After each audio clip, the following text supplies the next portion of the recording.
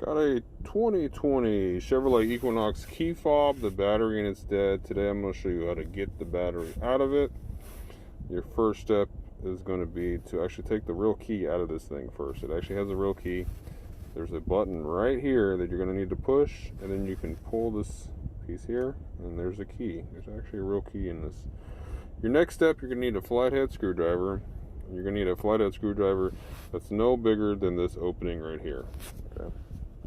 So get your flathead screwdriver, and you're going to stick it in this opening here, and see how it fits right in there in the hole. And then we are actually going to pry this thing open. Okay, so it's facing down, and we're just going to pry on it just a little bit, and we'll see the case kind of separate. You're just going to do, you don't need to jam the screwdriver all the way in there. It just needs to go in there this far. Okay.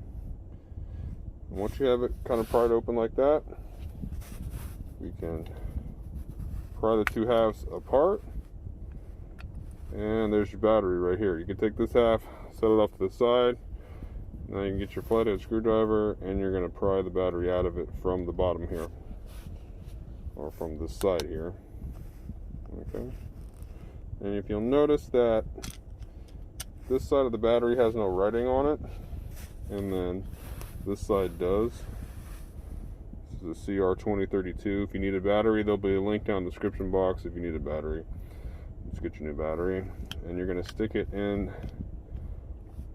this side first, okay, which is actually the bottom of the remote, but it's just how I'm kind of holding it. Click it right in there, get your other half, and just smash it all back together.